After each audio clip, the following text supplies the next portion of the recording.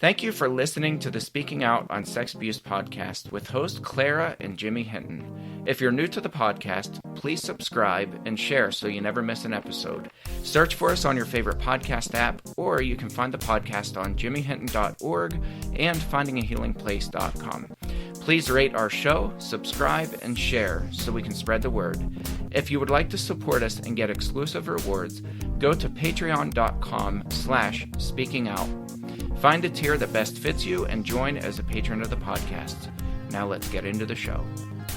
Welcome to this week's podcast with host Jimmy Hinton. And Jimmy's mom, Clara. Thank you to our patrons who make this podcast possible. We always give you an extra special thank you, not just for the monetary gifts that you give us, but for the encouraging words that you give us every week. Thank you so much.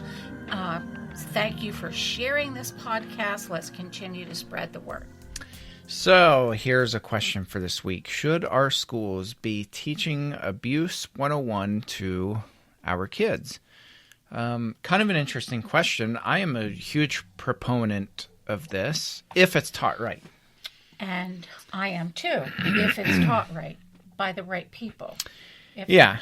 And you know, I think a lot of people, this conversation comes up a lot in advocacy circles. Right. And a lot of people say, well, we had somebody come in and they taught good touch, bad touch. And I say, okay, well, how long was this presentation?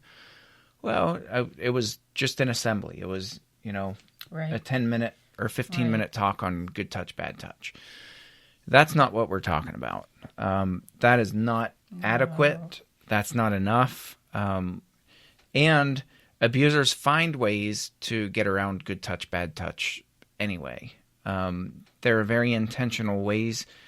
My dad wrote about it in letters to me from prison, where he challenged finding kids that were trained by good touch, bad touch, and he would go in and produce victims. So, we're talking about education, really teaching our kids about the dynamics of abuse and abusers, techniques that they use, how to listen to their bodies and know when they feel uncomfortable. And then as they get older, age appropriate, of course, how do they develop a proper vocabulary to really understand what abuse is and that they're being abused? I think that's so important, Jimmy, because chances are 9 out of 10, a child has no idea when they're being abused, number one. Yeah. Until it's much later, until trauma has taken place and they realize, hey, this was really wrong.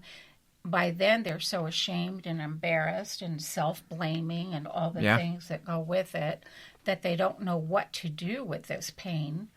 And number 3, they really don't know where to go, where a safe place is to go to talk about it. So I think the education component would really resolve a lot of those issues. Yeah, well, that's a huge element, if not the biggest one, is that even if kids do feel uneasy about what's happening to them, if they don't have the vocabulary to describe what's happening, most kids don't have a clue who they can talk to, or what an avenue would be to try to communicate that. Right. So, these are components that are really essential. Why don't you talk about some reasons that kids don't get education at home? Because, in a family like mine, education at home is that's where they get educated the most when it comes to abuse dynamics. I'll be honest with you, a lot of people from my generation were totally embarrassed. It found it very hard to talk about issues. Like, we didn't know to talk about abuse, but even sex education was really difficult. It just wasn't done back in the day. Now, today it's different, but with abuse, I think there are a majority of parents who think, we don't need to talk about this. We don't need to open this can of worms because, number one, I know my child would come tell me Yeah. if anything bad ever happened. Which is a myth. Right. And in the Biggest the myth majority of ever. cases, Biggest myth. children will not No, self-disclose for a whole host of reasons. Well, I know that from our family. And number two, I think a lot of parents are under the misconception that this will never, ever happen to my child. These things don't happen to kids like my Or kid. they don't happen that often. Or they don't happen Abuse is that kind of a often. fringe thing that happens to Or a I'm handful always of people. watching my child. My child is always Yeah. with me or with friends that I trust. It's not going to happen. What a sad thing, but I think a lot of parents feel that way. Also, parents are, when there's an uncomfortable topic, a hard topic, parents shy away from it. I've done that. Yeah, we all do it with you know, certain subjects. Right. It's very hard at any age, and especially as kids get older. I think it grows increasingly more difficult to talk about things like abuse with a child. It shouldn't be that way, but it is. And so I think it's not talked about. For Christians, I believe that parents naively think their children have been brought to church. So they understand good from bad. They understand evil from, not evil. And they would get it if something bad was happening to them. Yeah. Children don't. They don't. Not with abuse. Abuse is just that different. And then there are, I think, parents who simply refuse to talk about it. They're tired of the whole thing. I've heard a lot of people say, in fact, I've been told, don't you get sick of talking about abuse? Isn't that a washed out subject now? Don't you get tired of always bringing it up? And because it's a subject that some people simply don't want to hear. Yeah. And, there's also this notion that the Me Too movement just made people overly paranoid and why would you want to instill that kind of fear in my kid and, make them think that everybody's an abuser. So it's all these myths, and it's kind of wrapped in fear. I think that's huge. And fear and ignorance. Yes. There's fear and ignorance, just a lack of knowledge of real abuse dynamics. And so people really push back against it. Well, and the type of education that you and I are talking about is not wrapped in fear. No. It's not that kind, that there's scary people out there and that they can harm you. That's definitely not the way to teach a child about abuse. So another myth needs to be dispelled. So, we have the question, what age should education begin? In the home under ideal circumstances, about the age of 2, you should already be naming body parts by their proper anatomical names. There's a penis, there's a vagina, there's the rectum. They have proper terms, and it's not weird, and it's not, you're not acting all bizarre about it. I see so many parents give pet names to body parts, and it teaches your kids from a very young age to be both childish in the way they talk about and think about body parts, and just ignorant, immature, and that does unfortunately carry through and it feels puberty weird. and beyond. It feels, how come? I'm guilty of the pet names for body parts. I don't know that I ever used proper body parts with your kids because, here again, it was never used with me growing up, ever. Yeah. In fact, nothing was ever talked about. I got my sex education out of a school class from the nurse and the encyclopedia. Yeah. Believe it or not, we didn't have internet or anything like that. And from talking with other kids. Yeah. But proper terms were never used. And even just a basic understanding of what sex is and what happens when people have sex. How are babies born? How are by babies the way, conceived? You're not talking about telling a 2-year-old this. No, but, as they grow. But I by wanna age interject 2. That, But I mean, I will say this. My kids from not 2 years old, but starting at age 3, they would go on field trips at daycare, preschool.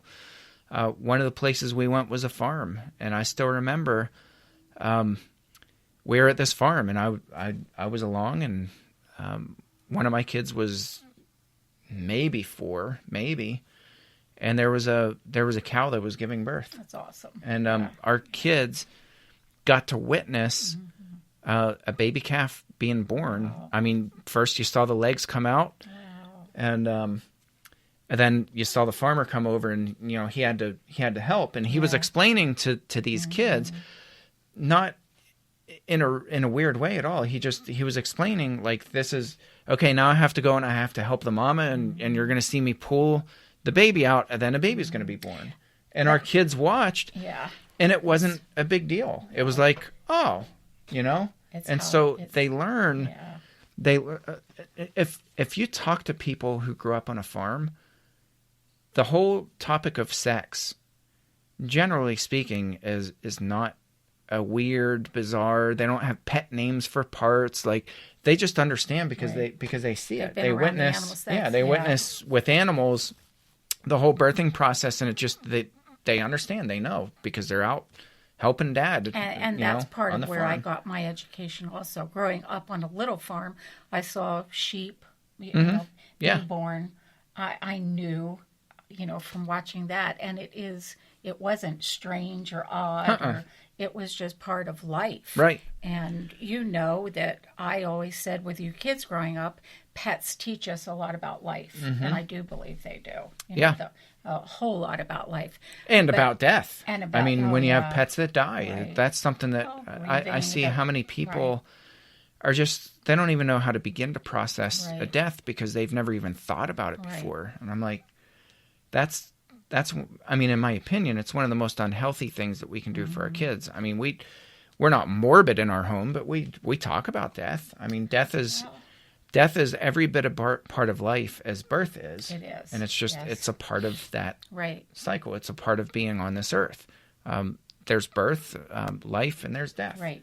Exactly. So, talking about these things and just having conversations with your kids, I think is really, really appropriate to start with anatomical names at age 2.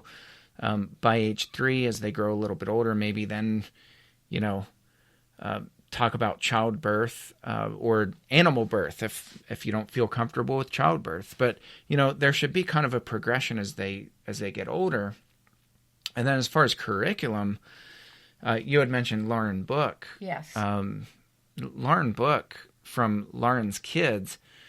She's also a senator in the state of Florida. Her curriculum, Safer, Smarter Kids, it's phenomenal. I mean, we've used her curriculum at church, and it is really good. And it begins with pre-K, and it goes all the way through 12th grade. And for each grade and each grade group, age group, it's really appropriate for those kids. So, as they get older, a little bit older, she goes into talking about sexting and, online predators that hunt for our kids. That's so important because right now we have so much happening in the world of technology with sexting, with bullying, with people stalking young people, the whole thing, abusing, and so many young deaths, young people taking their lives because they don't know what to do with all this that's happening. Yeah. And it's devastating. It really is. And I keep thinking, if proper education had been given, maybe that could have been channeled in a different way with that child. Maybe. Well, what I like about that curriculum, too, is it really creates kind of a pecking order. And there's a part of the curriculum is coming up with I think she calls it your trusted triangle. So they, the kids get to choose the 3 safe That's people awesome, yeah. who they feel comfortable around, Okay, who they right. feel safe around, who have never betrayed them and never made them feel uncomfortable. They get to pick the 3 adults who are those trusted people, and they write it down. They write their trusted triangle down. And then from there, the curriculum talks about this process for how you report to them and how you talk to them. But those trusted adults are also trained. They're people who there'd have to be intense training. they for understand that. Yes, right. what their curriculum is about. So, we have this question too: who should develop the curriculum? Well, I mean, there's already stuff that's out there, and I'm not. I've had people approach me before and ask me if I would be willing to write curriculum for kids. My answer is a big fat no. Yeah. I have no interest. I have very limited time, and I'm not going to create something that's already been done really well. Right. So, I think, excuse me, in the advocacy community, I think for the most part people are pretty efficient, but I think we could probably even do a little bit better with really networking with people who have their areas of expertise. And Lauren Book, for her, she's an abuse survivor. Her story is phenomenal, and she's an educator. That's what she went to college for. Years and years. Right. This is her lane. Right. And she's really good at it. Yes. Now, it was a process for Lauren to get this approved. Yeah. For there were sure. tons of hoops. So it helps that her dad is an attorney. I know. And, and now she's a politician. Yes. So, those sorts of things are incredibly helpful, but all of those were stepping stones to go to the next level. So, absolutely. And started very bare bones. Networking, Lauren has been more than willing to help others get that first step taken towards getting, educational pieces into schools. And by the way, we're not sponsored by Safer Smarter Kids or by Lauren's Kids, but it's a really good curriculum. It really is. One thing I was going to interject here is the teaching in the home doesn't always begin that way, as you and I were talking about prior to the podcast. Right. Because often there is abuse in the home, and there are not reputable, good parents. They're often, this just isn't going to happen in the home, and that's why it's especially critically important to have curriculum like this in the schools. A child otherwise has no place to go, really. When you think about it, where do they go? Yeah. So I am a big proponent of this. Yeah. Huge proponent. And I think, my understanding is that in Florida, it's a required, I'm not sure if it's required or if it's just available, but I think at a bare minimum, it's available for every school district in the state of Florida. That's pretty incredible. It is. And I know Lauren's really trying to get this to be nationwide, and she's had a lot of success getting it into other school districts in other states. But, I think these are the kinds of things that if this is even on people's radar, we can start lobbying with our governments, with our state governments, and be like, look, this curriculum's out here. It's excellent. Right. Why is this not in our schools? We have Why is this not being taught? Who are in our advocacy groups. We have teachers who are among our advocates. We have parents, who are survivors of abuse, who would love to see this. And so this is one thing where we need to get the ball rolling, I think, sooner rather than later. Yeah, and I think if we just keep putting it on our own radar and on the radar of some of our politicians, and just lobby for it. And I know some people are turned off by that word, but no, that's how it's done. Right, you have to talk to your local representatives and be like, why are we not teaching this in our school district? Oh, I didn't even know this was available. I didn't know this existed. On, most school districts' radar right now. But yeah, that, and I'm kind of preaching to the choir here because I know people who work in our governor's office, who are doing advocacy work, who are creating programs and really good programs for instructing our kids in the schools, I don't even know if they're aware of this curriculum. So, and that's my bad. That's on me. So this is a good reminder for me. So it's not me telling you guys or us telling you guys what to do. It's just a reminder, like we need to keep putting this on our own radar because life gets busy. Things happen, and then we blink and our kids are grown up and out of the house. And abuse continues to happen. Yeah, I mean, absolutely. Abuse is not on hold at all. So while we might put certain topics or certain issues on hold, abuse continues to plow forward at a steady, consistent rate, harming more and more children. Yeah, I always say the numbers are going in the wrong direction. And that's not me being a pessimist. No. That's me reading and staying on top of current statistics.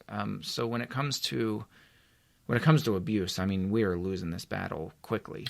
I just read several articles last evening at home about abuse and what COVID has done, how abuse has just skyrocketed, which you and I have talked about on this podcast several times already during this past year, but it continues, the cases continue to climb.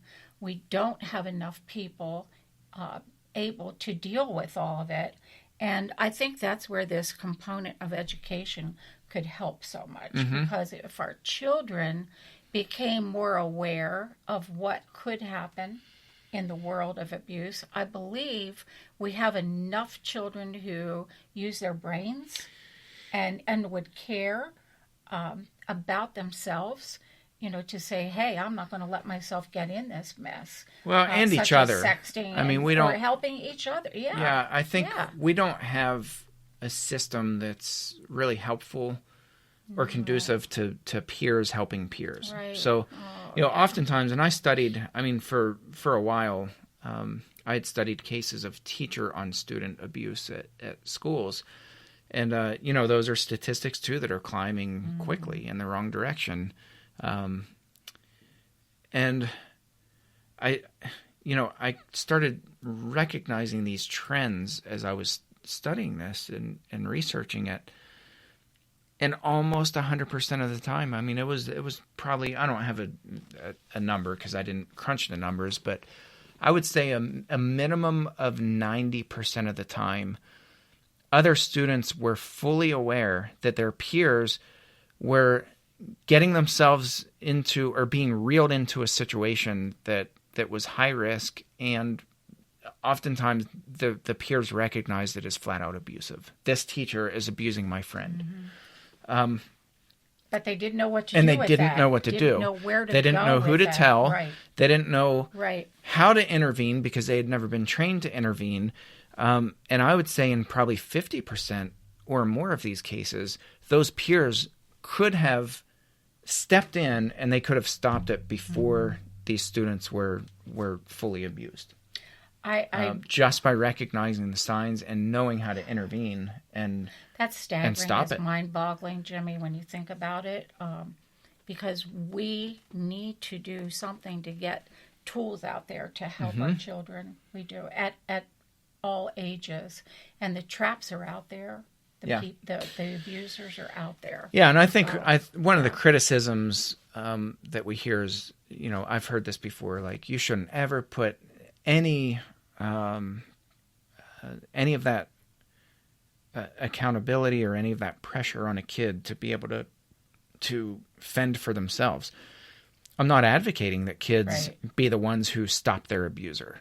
Right. I'm saying that we need a multi-layered approach where you have very aware adults. They ought to be the first people on the list who are able to intervene because they're the adults. Exactly.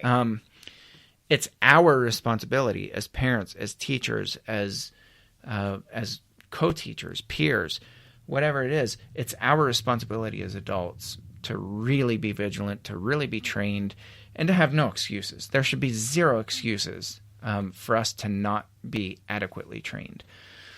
So I want to put that out there. The second part of that is I'm all about putting tools in the tool belt to give people more creativity, more creative ways to spot abuse, to stop abuse, to intervene. And that's through all ages. There is no checklist. I've had people want me to give them checklists and be like, hey, just tell me what to do to stop abuse. Good luck with that. Way? Yeah. Right. Yeah. You know, abusers are incredibly dynamic. They adapt. They're chameleons. They think on the fly. They adapt really, really well to any situation. They're Very incredibly smart yes. and incredibly sophisticated. And that's just your average abuser. So having this checklist and saying, well, we went to a 2-hour training, we're good to go. Well, we know how to recognize the signs of abuse. You are setting yourself up for a catastrophic disaster. That's not how this works. So my method is giving, not my method, but a method that I adopt, is really equipping people with more tools in their tool belt so that they're adequately trained, they're adequately informed, and that they can think through a process. Like, okay, this is happening to me now. I'm feeling uncomfortable. What do I say? Who do I tell? You know, as I'm thinking back, and I'm thinking out loud right now to school days with your sisters, there was a certain teacher who they came home and said he stands behind the girls and he rubs their shoulders and looks down their shirts. That was something all of us boys knew. That was when we were in his class, we knew he was a pervert. Knowledge. But at the time, what did I do about it? Nothing. What did I know to do about it? Nothing. Yeah, and us students didn't know. We were never trained. What did know to do about it? We looked away. Nothing. Yeah. Did it make the girls uncomfortable? Absolutely. Did he do it repeatedly? Absolutely. There was another teacher who was a spy in the girls' locker room. And they said there he would stand there watching the girls undress, watching the girls get ready to shower. What was done about it? Nothing, because nobody had the tools to know what to do. Yeah. So there was that horrible feeling of, hey, this is wrong. This is dead wrong. Well, the lack of training leaves people helpless. It leaves everybody helpless, including bystanders. It leaves everybody with this big question mark. Like, okay, I'm seeing it. I'm seeing things that really are not right. You know, there's this... I guess we just bury it, you know? There's this weird thing that I think about a lot that I wish I had taught you kids. And it's a 2-letter word, no. And I just wish I would have taught you kids that there is a time and place when it's okay to just scream with all your might, no, you know. Yeah. And when an abuser is rubbing your shoulders and looking down your shirt, if you just turn your head and scream bloody murder, no. Yeah, and turn the tables on them and embarrass them. Embarrass them. And they're going to stop. When that person is staring in the locker room, if 10 girls got together and got in his face and screamed, no, you will not do that, that person guaranteed is not going to continue to do and that. And report it. Have a very clear method of reporting that kind of stuff. But if we taught our young kids from an early age up that your body is special, that, you know, nobody gets to touch your body or to look at your body in a wrong way, or however we wanted to describe that, and they had full permission, whether it was in church, in Sunday school, in daycare, to scream no. I think that would be really a beginning point, just a first step. Yeah. I just wish that I had taught you kids that word, you know, that no matter who it is, if something like that is making you feel uncomfortable, go for it. Just scream and stop that person. Yeah. Right there. I mean, there is good training that's out there. We just need to tap it. We need to really take advantage of it and lobby. You know, I'll say it again. We need to lobby for this. We need to talk to our politicians and be like, look, like maybe it's not Lauren's kids. Maybe there's something else in your state that's been developed that's phenomenal. It needs to be good. It needs to move beyond good touch, bad touch. It needs to be comprehensive. It needs to be multi-layered. It needs to span all age groups. There needs to be a very clear process. If you have to stop and think and be like, now, what's the process again for reporting? It's too confusing. Yeah. Go back, scrap it, and rewrite it. A 2-year-old, a 3-year-old should be able to explain what the reporting process is if they feel I really uncomfortable. love the idea of that triangle, choosing the triangle. I think that is great. Children need to have that big 3 that they can go to when something's up. Love that. Yeah. But yeah, I mean, we've got to start empowering our kids, and we need to really, again, have this multi-layered approach where adults are watching out for the kids, peers are looking out for their peers, and individuals are looking out for themselves. All of those components have to be present, yes, or else it's not going to work. It's not up to just the adults, because that's something too. Like, I've trained at churches before where they're like, we only want the leaders to be here, and I'm like, then it's going to fail. Mm-hmm. I mean, totally agree. There is a portion where I'd be glad to talk to your leaders and just zero in on the leaders. Fully happy to do that. Right. But if you're just training your church leaders and that's where this stops, it's going to fail. You are going to fail to protect your kids, period. So it's got to be a multi-layered approach, for sure. If you had to pick a first step, Jimmy, what would the first step be?